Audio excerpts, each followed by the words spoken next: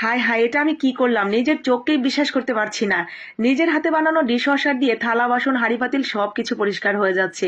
সেই সাথে ন্যাচারাল উপাদান দিয়ে তৈরি করা বলে আমার হাতেরও কিন্তু কোনো ক্ষতি হচ্ছে না। এত বেশি ফেনা হচ্ছিল, আমি সত্যি ভীষণভাবে অবাক হয়ে গেছি। নিজে ডিশওয়াশার বানিয়ে 100% কাজ করবে এই ডিশওয়াশার। তো যারা বানাতে চান, আমার আজকের ভিডিওটা কিন্তু তাদের জন্য খুবই হেল্পফুল হতে যাচ্ছে।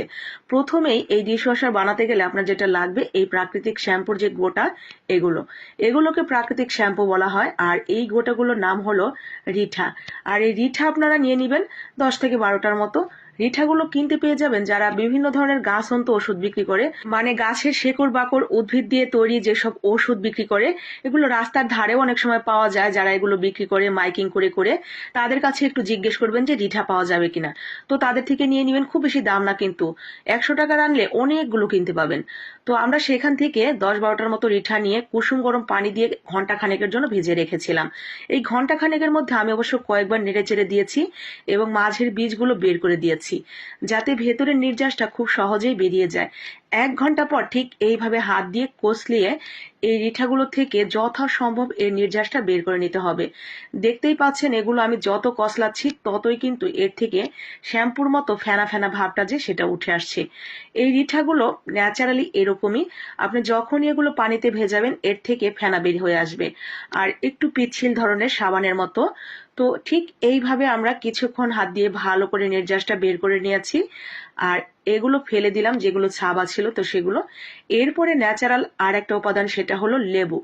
এই লেবু থালা বাসন হাঁড়ি পাতিল সবকিছু পরিষ্কার করতে যেমন সাহায্য করবে, সেই সাথে জীবাণু মারতেও কিন্তু এগুলো খুবই উপকারী। আর আমরা যে হাত দিয়ে থালা বাসন ঘটি বাটি যাই ধুই না কেন, আমাদের হাতের কিন্তু ক্ষতি হয়। তো এই ন্যাচারাল ডিশওয়াশার দিয়ে ধোয়ার ফলে আমাদের হাতের কিন্তু কোনো ক্ষতি হবে না, বরং আমাদের হাতের আরো উপকার হবে। আমাদের হাত অনেক বেশি পরিষ্কার পরিচ্ছন্ন থাকবে। তো আমাদের সমস্ত ডিশওয়াশারের যে উপাদানগুলো, সেগুলো খুব ভালোভাবে নিয়ে বাকিটা আমরা ফেলে দিয়ে ছেঁকে নিয়েছি একটা গ্লাসের মধ্যে। এখন এরকম খালি বোতল কিন্তু প্রায় প্রত্যেকের বাসায় আছে। আমার কাছে এরকম একটা হ্যান্ড ওয়াশের বোতল ছিল, তো সেটার মধ্যে আমি নিয়ে নিলাম।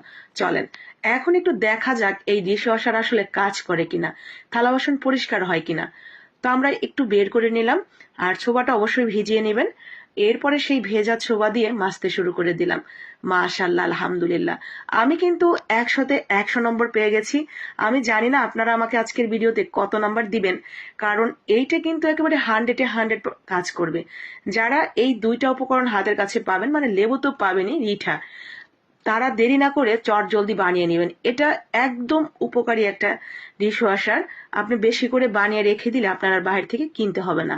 ভালো লাগলে লাইক কমেন্ট শেয়ার করে দিবেন।